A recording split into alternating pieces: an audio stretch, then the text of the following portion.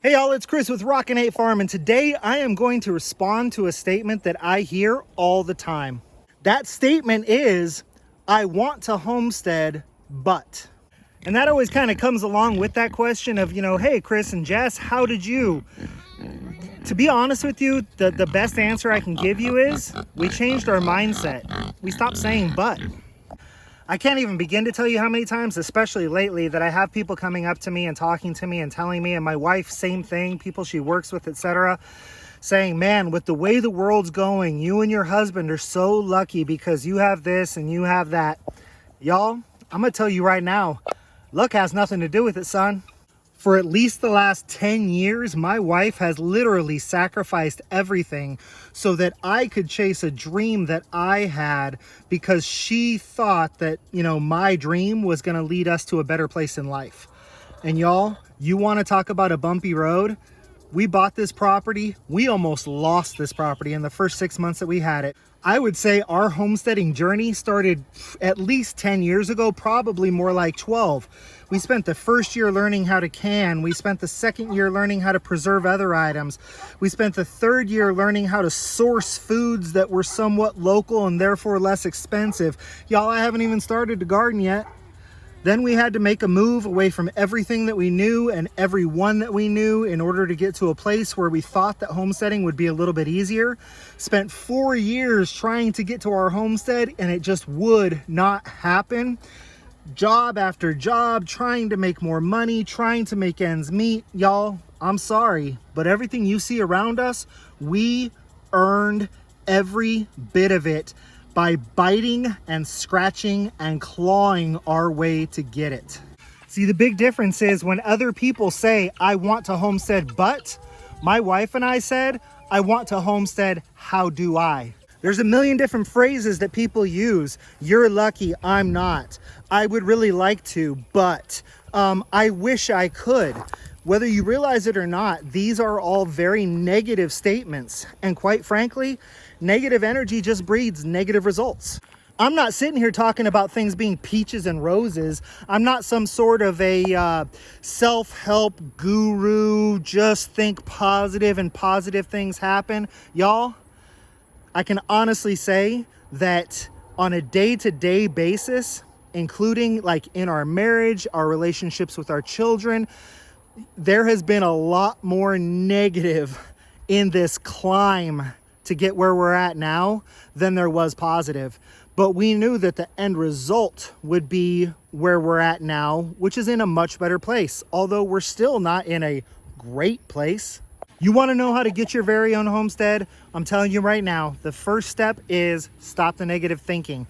You have to reprogram your brain because but means there is something in the way. There is a barrier that I cannot get through.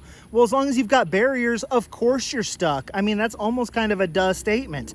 If you're driving your car down the road and there's a big old brick wall that crosses the entire road and it's 50-foot cliffs on both sides, guess what? You're not going any further down the road. So what we need to do is stop creating our own barriers, and but is a barrier. It's a simple mindset change. It's, I want to learn how to can, how do I? I want to learn how to homestead, how do I? I want to own a homestead. What steps do I need to take to get there? And then those steps might be an immense amount of sacrifice. Those steps might be giving up everything that you thought you had wanted before in order to pursue what you know you really want. If you want food security, if you want chickens and you want pigs and you want a garden and you want an orchard, well, you have to give up a lot of other stuff. The citified stuff that we used to really enjoy, we can't do that anymore. It doesn't seem like it's that big of a loss because we love the stuff that we do now. But I mean, just jumping up and going for a trip to somewhere can't happen. We got to find a farm sitter. So I guess the first thing you need to do if you want to own a homestead is decide, do I really want to own a homestead? Do I really want to go months and months and months without taking a vacation? Or do I want to cancel a vacation because my farm sitter canceled? If you're like me, you're still working a full-time job. So do you want to get up at 5 o'clock every single morning so that you can get all the animals fed and get all the chores done because you have to be at your regular job by 6? Are you going to deal with it when you're put in that position where you've got to choose between purchasing your animal's feed this month or paying for your son or daughter's extracurricular activity this month?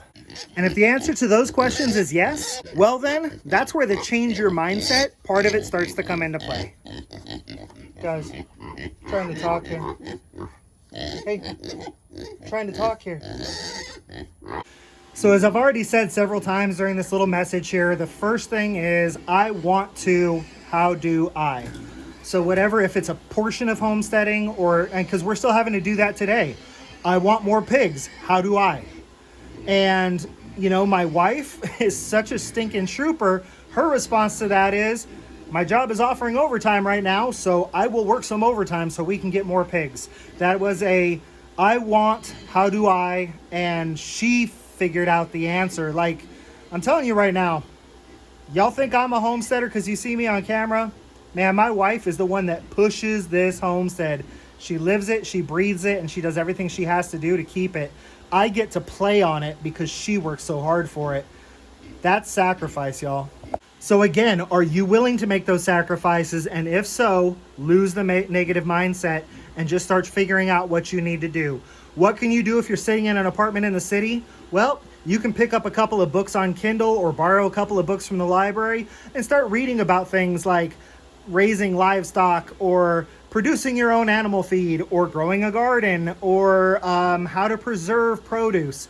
Y'all, if there's a really good sale on produce at the grocery store, go get a whole bunch of that produce while it's on sale and preserve it. And then when it's expensive again, you've got some set aside. The thing that works great about that method is that everything that you accomplish and everything that you learn puts you one step closer to your homesteading dream.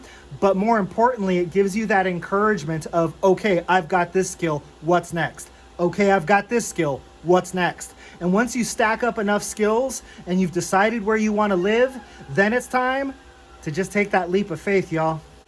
I am not saying that the way that we purchased our homestead is the right way to do it. I'm sure that there will be a million people out there that will say like, oh, that was irresponsible and blah. You know what? I'm going to agree with you.